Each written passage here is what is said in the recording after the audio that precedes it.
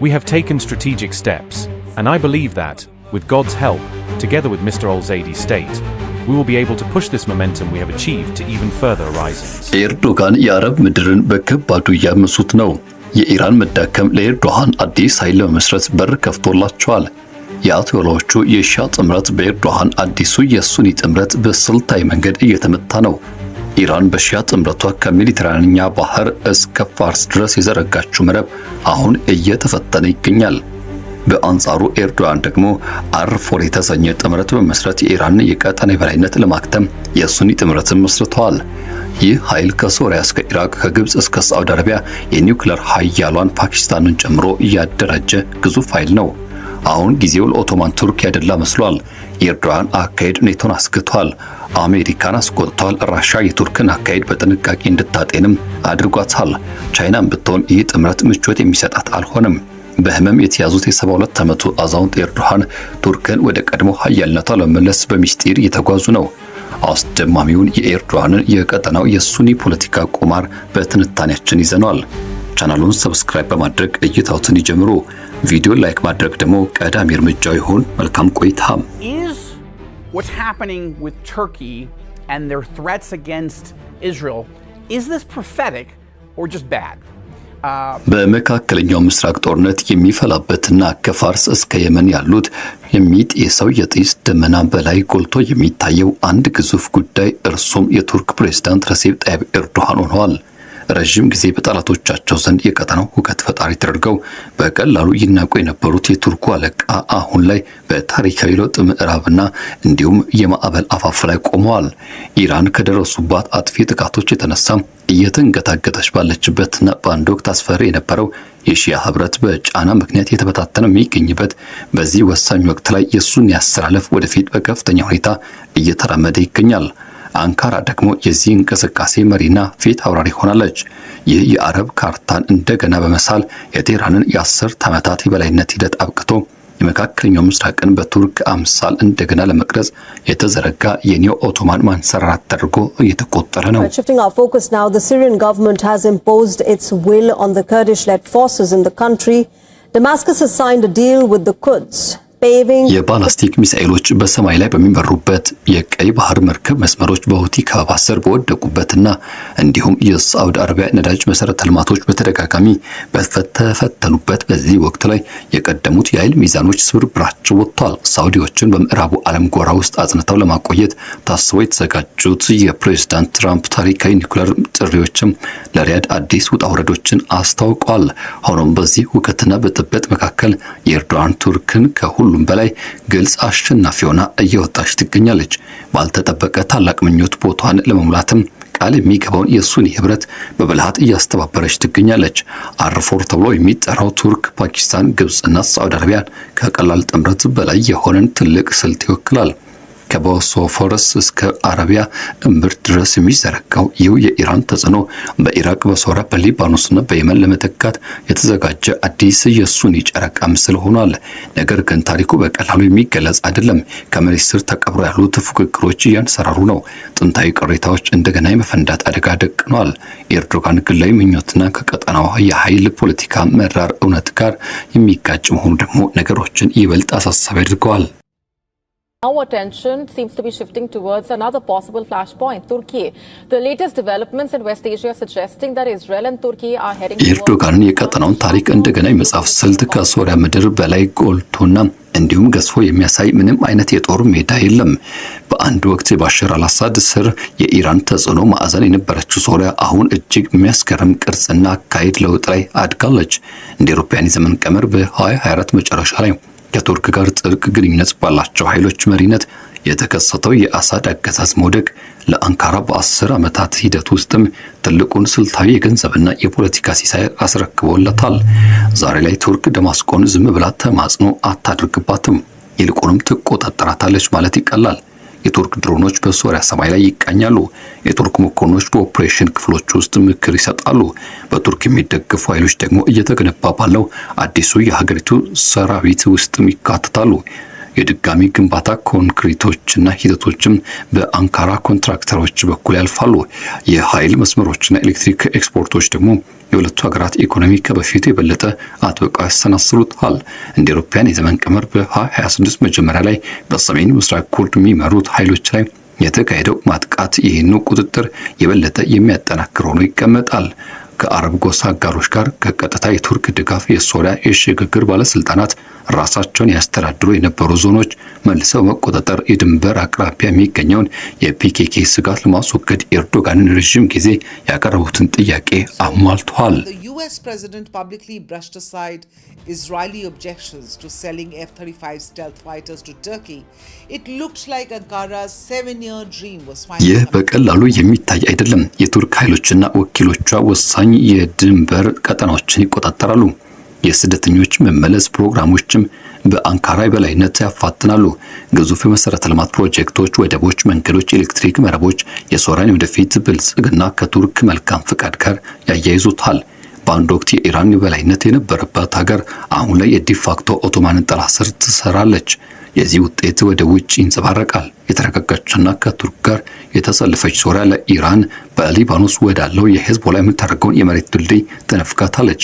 ለወኪል ኃይሎች የሚላኩ ያቀርቡት ባህረ ሰላጤዎችም የዚህ ሂደትን ያስተጓጉሉታል።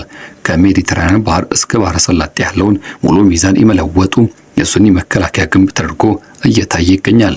ይህ አጠቃላይ ስትራቴጂ በገንዘብ በጦር መሳሪያና በሃይማኖታዊ ታማኝነት ላይ ከፍተኛ ሁኔታ ይደገፍ የነበረውን ነገር ግን በውስጣዊ ስንጥቆች ተጋላጭ መሆኑ የተረጋገጠውን የኢራንን በሚሊሻ ላይ የተመሰረተ የሞዴል ሂደት በከፍተኛ ሁኔታ ይበልጠዋል። የኤርዶጋን ስትራቴጂካዊ ራዕይ ከሶሪያ ድንበር እጅግ በጣም የራቀ የአር4 ጥምረት ምስረታ የቱርክ የውጭ ጉዳይ ፖሊሲ ሂደትና እንዲሁም ደፋር ምዕራፍ ያሳያል።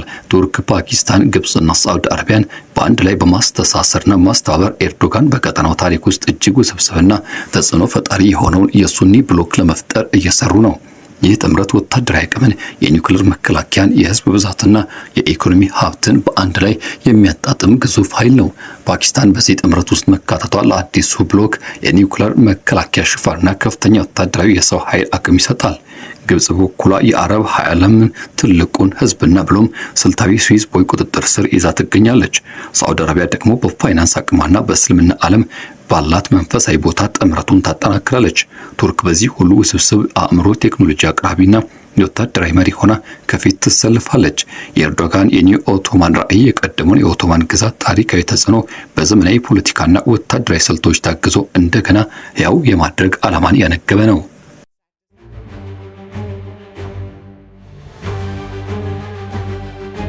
ምንም እንኳን የኤርዶጋንን የፖለቲካና ወታደራዊ እንቅስቃሴዎች ስኬታማ ይመስሉ እንጂ መንገዱ በአደገኛ መሰናክሎች የተሞላ ነው። በአር4 ጥምረት ውስጥ ባሉ ሀገራት መካከል ያለው ታሪካዊና ፖለቲካዊ ልዩነት የትኛውም ጊዜ ሊፈነዳ የሚችል ቦምብ ነው። በምሳሌነት የሚጠቀሰው በግብጽና በቱርክ መካከል ያለው የሙስሊም ወንድማማቾች ወይም ደግሞ ሙስሊም ብራዘርሁድ ጉዳይ ውጥረትን አሁንም በሙሉ አልገረገበም። ይህ ብቻ አይደለም። ግብጽ የቱርክን እስላማዊ ፖለቲካ ለመስፋፋት ሂደትና እንዲሁም ስጋቱን በብዙ መልኩ ታነሳለች። ሳዑዲ አረቢያ ቢሆን የቱርክን ፍጹም የበላይነት ሙሉ በሙሉ አትቀበለውም። በተጨማሪም ኢራን ምንም እንኳን አሁንም በከፍተኛ ጫና ውስጥ ብትሆንም ሙሉ በሙሉ እጅ አልሰጠችም።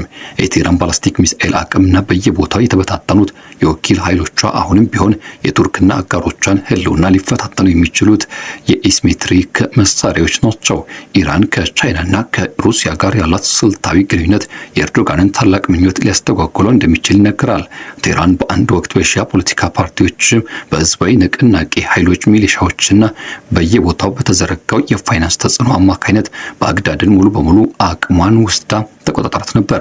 አሁን ግን ያ አጥብቆ የያዘ እጅ በከፍተኛ ሁኔታ እየላላ መጥቷል። በወርሃ ግንቦት ስልጣን የተረከቡት አዲሱ የኢራቅ ጠቅላይ ሚኒስትር አሊ አልዛይዲን እንደ አብነት ማንሳት ይቻላል። ሰውላት አልፋጅር ወይም ደግሞ የጎ ማጥቃት ኦፕሬሽን ተብሎ የተሰየመው የእሳቸው ኃይለኛ የሙስና ዘመቻ በኢራን ደጋፊ አካላት ዘንድ ታላቅ ድንጋጤና መናወጥን አስከትሎ ነበር። በግሪን ዞን እና ከዚያ ባሻገር በተካሄደው ድንገተኛ ፍተሻና ወረራ ፖለቲከኞቹ፣ የመንግስት ባለስልጣናትና በሚሊሻዎች ጋር ግንኙነት ያላቸው አካላትን በቁጥጥር ስር ውለዋል። በቢሊዮኖች የሚቆጠር የተዘረፈ ሀብት ተወርሷል። ይህ ተራ የመንግስት የማጽዳት ስራ አይደለም። ይልቁንም የኢራንን ተጽዕኖ ደግፈው የያዙትን የፋይናንስ መስመሮች ስር ነቀል በሆነ መልኩ የማፍረስ ዘመቻ ነው። የቱርክ ዲፕሎማሲያዊ ግንኙነት ይህንን የውስጥ ማጽዳት ስራ ያጠናክሯል። አንካራ በሚስጥር ከኢራቅ ጎሳዎችና ከኩርድ አንጃዎች ጋር ግንኙነቷን ማሳደግ በቴህራን ምትክ የሚሆን አዲስ ደጋፊ መረቦችን አቅርባለች። የኢኮኖሚ ማበረታቻዎች፣ የንግድ ኮሪደሮች፣ የኃይል ስምምነቶች ኢንቨስትመንት ጥቅሙን የበለጠ አጓጊ አድርገውታል። የኢራቅን ግራንድ ፋው ወደብ በቱርክ በኩል ከአውሮፓ የሚያያይዘው ግዙፉ የልማት መንገድ ወይም ፕሮጀክት በቢሊዮኖች የሚቆጠር የትራንዚት ገቢ የሚያስገኝ ከመሆኑ በላይ ቱርክን ለኢራቅ ዓለም አቀፍ ሂደት የምታልፍበት አስፈላጊ በር ያደርጋታል። በቅርቡ አሊ ዛይዲና በትራምፕ መካከል ዋሽንግተን የተደረጉት ስብሰባዎችም ሚዛኑ የበለጠ ወደ ቱርክ ደግፈው አሳይቷል። ከቅርብ ጊዜያት ወዲህ የተከሰቱት ግጭቶች ወቅትም የኢራን ደጋፊ ሚሊሻዎች በአሜሪካ ጦር ቤዞች ላይ በተፈጸሙ ጥቃቶች እጃቸው መኖሩን እርምጃ ለሚወስዱ አካላትም የፖለቲካ ሽፋን ሰጥቷቸዋል። ባግዳድ በኢኮኖሚና በፖለቲካ መልክዓ ምድራዊ ወደ ምዕራብና ወደ ሰሜን አቅጣጫ ስታዞር የኢራን የቀደመ የበላይነት እየተሸረሸረ ይሄዳል። ህገወጥ የገንዘብ ማስተላለፊያ መስመሮች ይደርቃሉ። የሚሊሻዎች ነጻነትና ከፍተኛ ጫና ይገጥመዋል። እናም ደግሞ የቱርክ ኢኮኖሚያዊ ዲፕሎማሲ ሂደት ባዶ ቦታ ይሞላል ተብሎ ይታሰባል።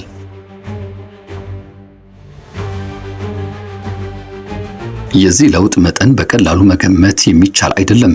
የኢራቅ ነዳጅ ሀብት ስልታዊ ቦታና የህዝብ ብዛት ተፈላጊ አድርጓል። ባግዳድን ከቴህራን ምህዋር መንጠቅ ኤርዶጋን ኢራንን በጂኦግራፊያዊና በኢኮኖሚ የሚያገላትን የሱኒ አስተላለፍን ወደፊት ያራምዳሉ ተብሎ ይጠቀሳል።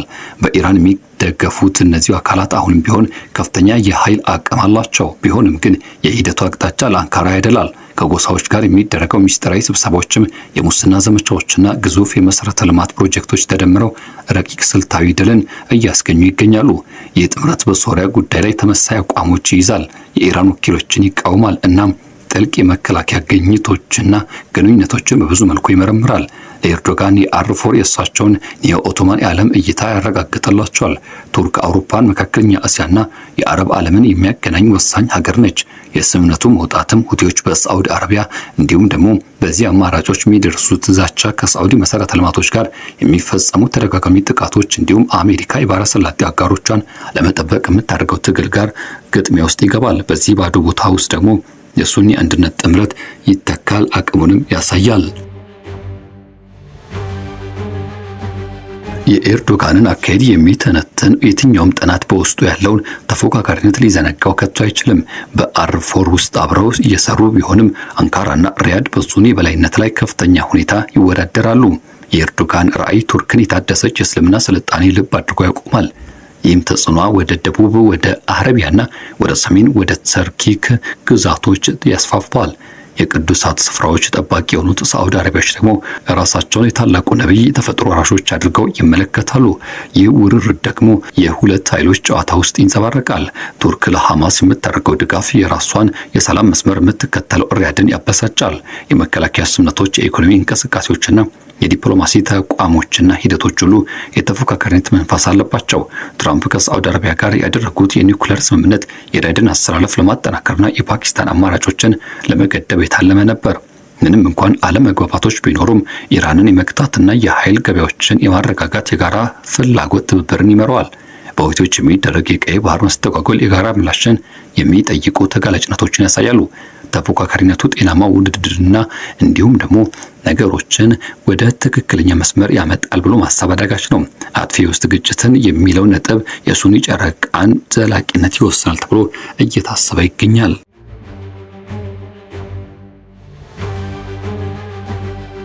ቴህራን በቀላሉ እጇን ለመስጠት እምቢተኛ ነች። ከፍተኛ ምኞቶችን አስተናግዳ የውስጥ ክፍፍሎቿ፣ የኢኮኖሚ ጫናዎችና እልህ የተሞላበት ርዕዮተ ዓለማዊ ሂደት ቢኖርባትም መቋቋም አቅሟን ቀጥላለች። የአሜሪካ ጥሪዎች ተደጋጋሚ ውድቀት ተደርገዋል። ሆኖም ግን የማይቀረው የመዳከም ክፍተት ተደቅኗል። ለወኪሎች የሚደረግ ገንዘብ ድጋፍ መቀነስ፣ በሶሪያ የታጡ ግዛቶችና የኢኮኖሚ አቅም መሸርሸር ይታያሉ። የኢራን የዓመታት አቅም እየቀነሰ ቢሆንም ያልተመጣጠነ መስተጓጎል የመፍጠር አቅሟ ግን አልጠፋም። የባላስቲክ ሚሳኤል ክምችቶች፣ የወኪል መረቦችና ሊደረጉ የሚችሉ የቻይና ሚሳኤሎች ድጋፍ አሁንም አደገኛ ያደርጋታል። የኤርዶጋን መነሳትም የሚከሰተው ሙሉ በሙሉ ከተደመሰሰች ኢራን ይልቅ ከቁጥጥር ከተደረገባት የኢራን ማገገም ጀርባ ስለመሆኑ እሙን ነው ሲሉ ሁኔታውን የሚያምኑ አልታጡም።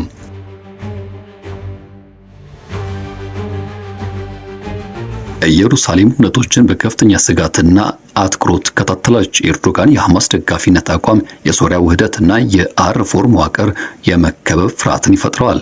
የእስራኤል ባለስልጣናት ቱርክን አዲሷ ኢራን በማለት ይፈርጇታል። ይህም የረዥም ጊዜ ስጋት መሆኑን ያሳያል።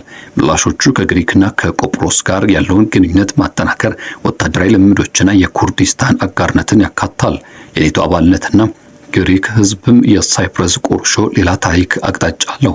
ቢሆንም ግን የእስራኤል ጥንቃቄ የቱርክን ፍጥነት ለመክታት ያላትን ቁርጠኝነት ያሳያል። በኔታንያሁ የሚቀርቡበት የህብረት ሀሳቦችም ሰፊ መከላከያ ስትራቴጂዎችን ያመላክታሉ። የኤርዶጋን የውጭ ስኬቶች ከውስጣዊ ተጋላጭነቶች ጋር ይቃረናሉ። ህመም የሚጫጫነው በ72 ዓመታቸው ግልጽ ተኪ በሌለበት የጊዜ አድማሳቸው የጠበበ ይሄዳል። የቱርክ ኢኮኖሚ በዋጋ ንረትና በሊራ መዳከም ምክንያት ይማቀቃል። ከፍተኛ ወጪዎች መራጮችን ያርቃሉ።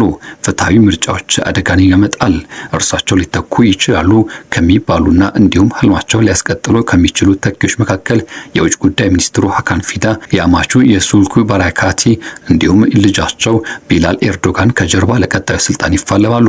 ከኤርዶጋን በኋላ የምትመጣው ቱርክ ልትረጋጋ ወይም ደግሞ አክራሪ ልትሆን ትችላለች።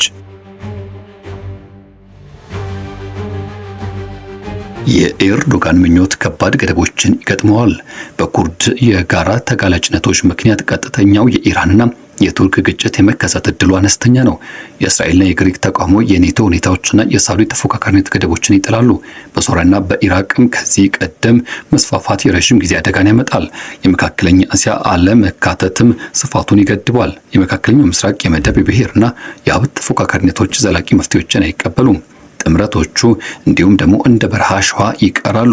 ሆኖም ግን የአሁኑ ሂደት ቱርክን ይደግፋል። የኢራን መዳከም ቦታን ይፈጥራል። የሱኒ አስተባባሪነት ሽፋን ያሰጣል። የሶሪያና የኢራቅ ዘመቻዎች ደግሞ ውጤት ያመጣሉ። የኤርዶጋን የአረብ ፔኒንሱላን እንደገና እየጻፉ ይገኛሉ። ከደማስቆ እስከ ባግዳድ በአር4 ዲፕሎማሲና በኃይል ኮሪደሮች በኩል ቱርክ ራሷን እንዳስፈላጊ ኃይል አቁማለች። መጠኑ እጅግ አስደናቂ ነው። የኔቶ አባል የሆነችው ሀገር ተጽዕኖዋ ስታሳርፍ፣ የሱኒ አንጃዎችን ስታስተባበርና ተፎካካሪዎችን እንዲሁም ድክመቶቿ ለራሷ ስትጠቀም ይታያል። ያልተፈተነው የኢራን የበላይነትም ዘመኑ ያበቃ መስሏል። በቦታውም በቱርክ የሚመራው ስርዓት እየተተካ ይገኛል። ታላቅ ምኞት ያለው ውድድር የሞላበትና ለውጥ አምጪ የሆነው ስርዓት የኤርዶጋን ድፍረት የቀጠናውን አቅጣጫ በብዙ መልኩ ለውጦታል።